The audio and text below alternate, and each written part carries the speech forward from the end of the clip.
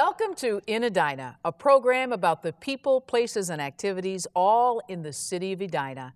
I'm your host, Lillian McDonald. We bring you this broadcast from Edina's Performing Arts Center in Edina High School. This broadcast is about media and film produced in Edina. And kicking off the show is Scott Denfeld, cable coordinator. Welcome to In Edina. Thank you. A program that you're very familiar with. It's unusual to be on this side of the camera. So. Yeah, it is. Well, welcome. You do fine work, and you have a crew that puts this program together in particular, and many others. That's right. Before we delve into the program work, let's look at the big picture. What are you seeing in media these days? Change? Yeah, a lot of change. I've been here for about 3.5 years as cable coordinator, and just in that time, you know, what we do and the way we do it and our focus has really, we've had to change it a lot and adapt, mainly because of our presence on the internet, YouTube, and our own website where we post all of our videos. It's starting to influence the kind of programming we do. We're starting to get away from, you know, the traditional television-based, I guess, cable show-based kind of content. Now this program and the broadcast that folks are watching right now is on 16, Government Access Channel. That's right. It's channel 16 in Edina for cable subscribers. So, you know, it tends to be a little limited to the people that can get it. And that's what we found with the internet. Everybody, well, not everybody, but, you know, more people have the opportunity to view it. What's the difference between a government access channel and a public access channel? Government access is produced, in our case, by the Communications and Marketing Department. So produced by city government with city government content to get information out about what's going on. Public access tends to be more, like the name says, it's open to the public. Anybody could come in and make their own programming, which is a great utility and a great resource for people, but ours tends to be really focused on just city government news and information. So what kinds of city government programs can people watch on this broadcast? On our channel, we have, obviously, an Edina. We have a news show called Agenda Edina that is a monthly news show, a bi-monthly, every other month, public safety and police-themed show called Beyond the Badge. And in addition to those shows, we produce a lot of public service announcements, just about important topics going on in the community, commercials for our city facilities. We do a lot of contracted special work for the Rotary Club or other nonprofit organizations. So a good variety of information. And of course, the value too is you get a window into activities going on in the City Council, Planning Commission, Parks and Rec, and all the city departments. There's value in that these days. You can't get that on regional and national television, right? Exactly, and our most popular, most viewed programming is certainly City Council meetings. We also broadcast, as you said, Planning Commission, Park and Rec Board, and the Transportation Commission, as well as other commissions. So it's a way for people to view and catch up on maybe a meeting they weren't able to attend or missed, or they found out about later that, you know, if you want to know about a street reconstruction project in your neighborhood, you're not going to find out from a major news network, but you can find out from watching the meeting, watching our recap in Agenda Edina, and just on our channel is where you're going to get the information. Now, just because the programs are produced, as you say, in the Communications and Marketing Department, which, by the way, is directed by Jennifer Bennerat. She's the department director. Yeah. And she also serves as kind of the executive producer of all of these programming, so she kind of oversees a lot of the content that we produce. But it's important to note that there is residential input into the programs and the topics that are produced. Certainly, yeah. We've several times we've had just residents bring up topics or say, I'd like to see this, or I'd like to see that, or I'd like to find out more. And we kind of have our finger on the pulse of what's going on in the community, of major events coming up. So we try to really be as timely as we can and focus on what's happening. But isn't that the value of this particular work? I mean, is that what you're seeing now? Local information for local needs? Certainly, yeah. I think that's what more people are they want to know. Obviously, knowing big national or regional news events, it's important, very important, but people want to know what's going to affect them on a daily basis, what's going on in their local park or with like I said, street reconstruction or parks and rec projects, or just the your little community that you spend all your time in. That's what people want to know. How many folks have you got working with you to put all of these productions together? In addition to myself, I have 5 part-time production assistants, and they have and then 1 intern that rotates about every 3 months. They have a wide variety of experience, from broadcast television to video production to, so we're able to cover a lot of different things because I've got a lot of people that I can send out in the community with a camera and make it work. Yeah, make sure. What do you see for the future? What can we look forward to? Well, we're certainly really interested in what we can do online and how we can really kind of tailor our programming for online viewers. And that's something we realize is that online viewers are a little bit different than someone who sits down to watch an entire program on Channel 16. So you need to have a variety. Exactly. We need to, keep doing what we're doing on Channel 16, but really be able to get our message out there online as effectively as possible. Well, Scott, thanks to you, your team, Jennifer Bennerat, the director, and everyone supporting Edina 16, cable TV. Well, thank you. Appreciate you joining us on our show. Thank you.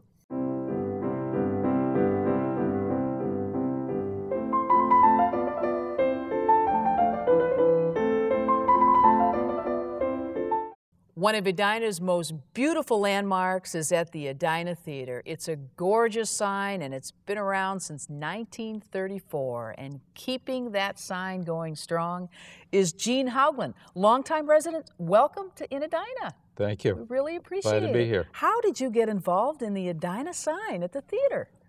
Well, in the early 2000, about 2002, we owned the rest of the corner there, and we were watching the theater slowly go into a state of ill repair, and we heard a rumor that then Lowe's may close the theater because it was no longer competitive in the first-run movie business. First-run movie, so wants to see all the big screen theaters, but it's so quaint.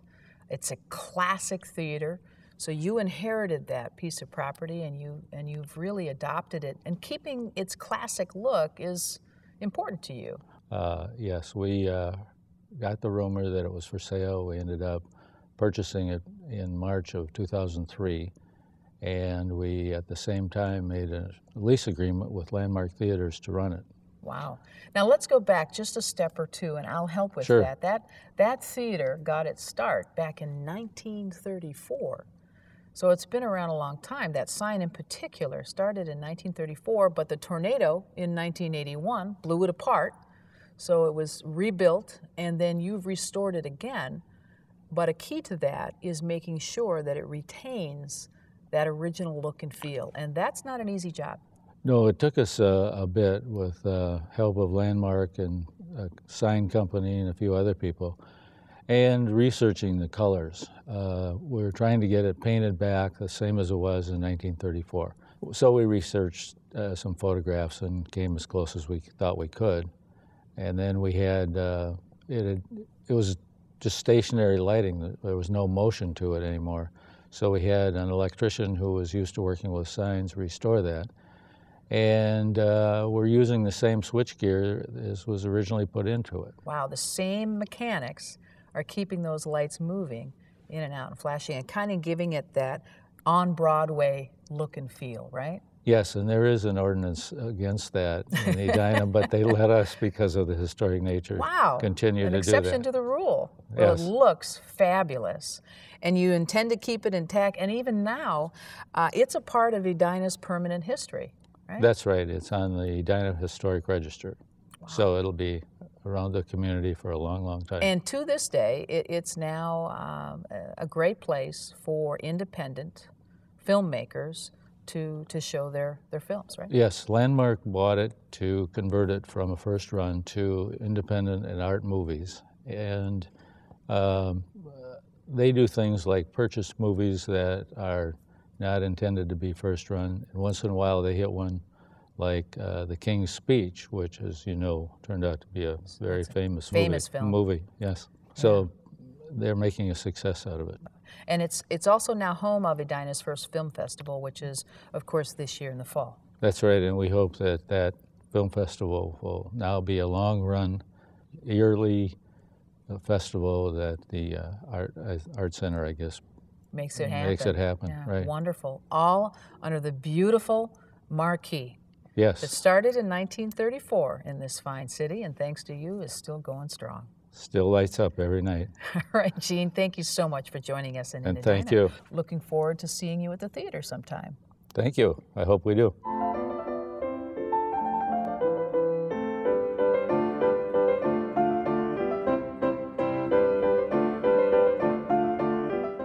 Edina's Landmark Theater is home to this city's first film festival, and here to tell us all about it is Jared Lindquist, who's on the Film Festival Committee. Welcome to Edina. Thank you very much. Pleasure to be Fabulous here. independent films. Yes. Here in Edina, exciting.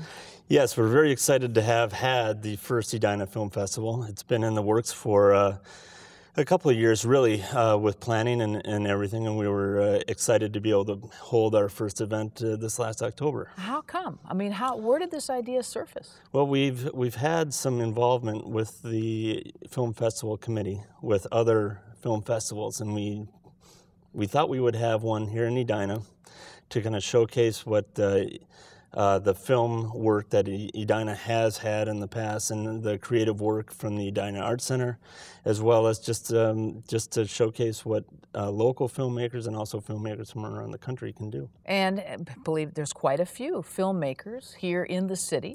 There really is. I mean, the Twin Cities and Minnesota in general has quite an impact on filmmaking throughout the country and the world. And there's some notoriety with the Edina in the film industry as well. But we also wanted to give the local artists and filmmakers a venue to show what they could do. And of course, Edina's Landmark Theater is a great place to Yes. showcase independent films. Exactly, with what Gene Hogland had done with the Edina Theater and kind of moving it in the direction of more art films, independent films, things like that. It kind of dovetailed in with the Edina Film Festival. Now, your goal for the first film festival, fall of 2011, was to basically showcase and get the idea off the ground, right? Yes, the first year is a little bit different. We just wanted to have a showcase for the 9 films that we had and being able to kind of show what the film festival could be. We plan to expand it for next year, have awards for different types of films, a lot of different plans for a lot of exciting things that we can do to kind of make the film festival more of an event for the city and for the Twin Cities and really for all of Minnesota. Yeah. Now the 9 films that were a part of this year's first festival, how do you go about picking those? I mean, did you get entries from folks, or do you just hand pick some winners from other film festivals, or? We basically handpicked the films. I mean, films that were available that had done well in other film festivals around the country, and some that had been done by local filmmakers that had done well in other film festivals. It's a little bit different from, say, taking entries and then having a competition between films that would be judged and then handing out awards. So that's what's planned for the future. This year was more of just a showcase, just to show what the film festival could be, just to have 1 year in the books and just kind of give us some momentum for next year for increased fundraising, increased awareness. It is a fundraising event, so the film festival itself is funded primarily by donors, right? Yes, all of the costs associated with the film festival, you have to rent the theater, you have to promote it, all the other costs that are associated with it. The Film Festival Committee all donated their time, of course, and all of the local businesses that contributed to the film festival allowed it to happen, and then all of the ticket sales went directly to benefit the Edina Art Center. And that's actually the goal. You Yes. want to help the Edina Art Center continue to stay alive in the arts. Yes, and the Edina Art Center is funded a lot through the city, but it's also funded by the people who use it through the fees that they pay and things like that. It was a really a nice thing to see that all of the donors allowed the ticket sales to go directly towards funding the Edina Art Center. So it was a no-cost event to everybody who was associated with it. I'm really glad that the film festival is off the ground and underway, and I'm looking forward to the future film festivals. Yeah, none of this happens without a lot of work by a lot of people, behind the scenes, and so we're hopeful for the future and taking that momentum into 2012. Well, Jared, thank you so much for joining us on In Edina, and we'll see you at the theater next year for the next round of independent films. You're certainly welcome. Thank you for having me.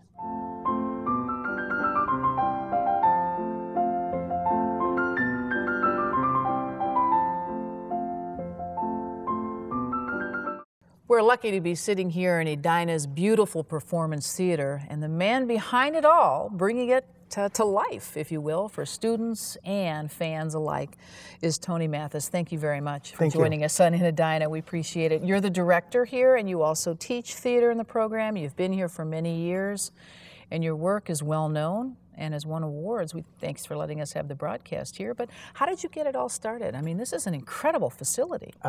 Yes, it is. We're so lucky to have this facility.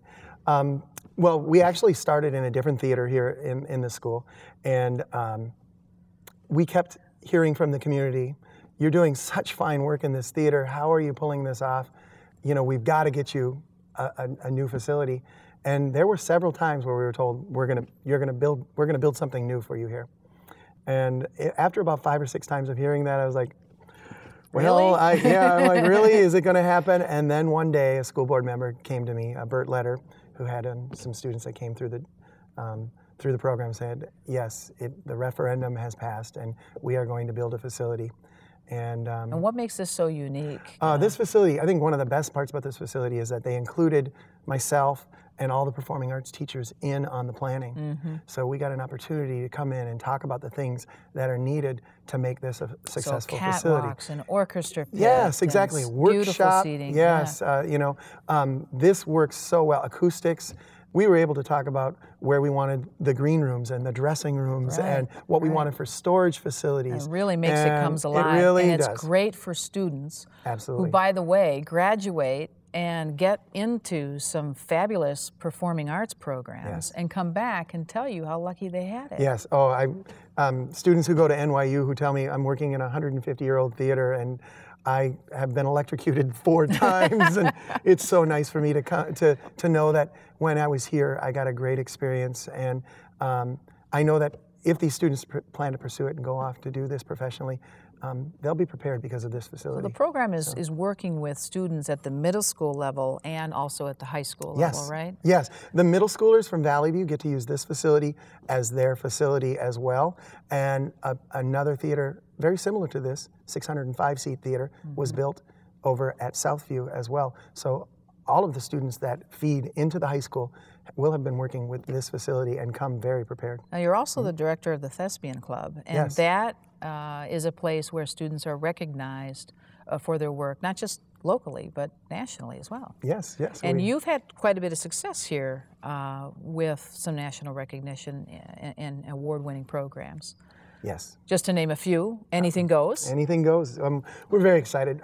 We have been thespians my whole tenure here. So for the last 14 years, we have been taking students to the International Thespian Society Festival, giant theater festival, 3,000 students in Lincoln, Nebraska. The students get an opportunity to audition for 35 different colleges. They get an opportunity to audition for money, for college scholarships. They audition, they do adjudicated performances, but every day there's a main stage in the morning and a main stage performance in the evening. And this past summer, Anything Goes was selected to be a main stage performance. So out of 275 schools and 3,000 students, we were one of 8 that had a main stage performance. And that's a big deal. Even the governor recognized that. Yes, we were so excited. We had an Edina High School Theater Day. The day that we remounted the show, because we had to re-rehearse the show and get it ready, we remounted it 4 days after commencement last June. Oh, wow. You've been busy. We were busy. We remounted it and set it up, and that day, June 17th, our governor recognized Edina High School's theater program. That's fantastic. It's quite an honor. Congratulations. Thank you very much. To you and to all the students. And you know, what's interesting about the arts is it does translate into real world of work. Absolutely. The work that you do here in the theater, right? Absolutely. It's not just about drama. No. It's about collaboration. Yes. And thinking presenting creatively, yourself. thinking creatively, solving problems, working as a group, and that's the kind of thing you see in the arts classroom. That's the kind of thing you see in a program like this. And to be frank, in all of the arts programs here at Edina High School, these kids come so prepared. They're so poised. I watch students solve problems on a regular basis. Well, you've got a pretty active schedule on the main stage coming up this year. Yes, we do. This January, we're doing The Diviners, a wonderful drama that will be heart-wrenching. I mean, come see the show. You will absolutely love it. The week afterwards, we're doing our entry into the Minnesota State High School League one-act play competition, which is called Burial at Thebes. The week after that, this facility is hosting the region finals. So 6 schools will come in here with their one-act plays, and we'll go up on this stage and do that, and that's on Saturday, February 4th. Wow. Mixed in along there, we have internships with the Guthrie and with Comedy Sports, and our students will be learning from both of those. Wow, that's a real live experience. Real live experience, and whatever it is we're performing, we perform at Comedy Sports and at the Guthrie, but whatever we're performing there, we will do here on this stage too. Sure. So our audience gets an opportunity to see that And the as spring well. show? Spring show is Side by Side by Sondheim, all of the beautiful music of Stephen Sondheim put together in a musical review. That's gorgeous. We're really excited to do it. Wow, Tony, that's a lot of work, and it's year-round. Congratulations. Keep it up. And way to break a leg and joining us on In Edina. We appreciate it. Thank you so much. Thank you. Appreciate it.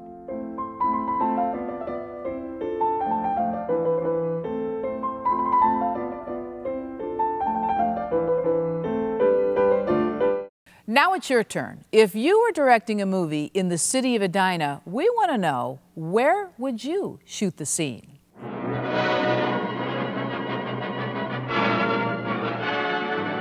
If you could make a movie, where would you set it if you were the director? Well, it would depend on the subject of the movie. If it's a crime movie, where would you have it? Oh, I don't know. Probably downtown somewhere. I mean, that makes sense. What kind of genre would it be? What Mystery. Kind? Why? I like mysteries. The English lady, where is she? There has been no English lady here. There has. She sat there in the corner. So if your mystery was here in Edina, where would you shoot some of the scenes? Oh, in the Edina Theater. Maybe by the mill pond there. The falls, you know, by the mill pond. I would probably pick the Edina pool. Love story, yeah, a good love story, kind of, yeah. It's kind of country club district, kind of upper scale romance.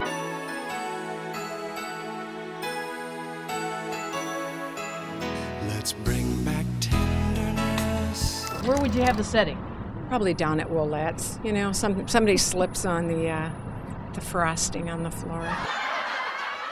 So no bar scenes? Not really. Drink, that will steady your nerve. Crime scenes? No. Just love stories, just the good stuff. Let's take it from the heart, easy and slow. Where would some of the scenes be? In Edina? I don't know. No, it wouldn't be in Edina at all.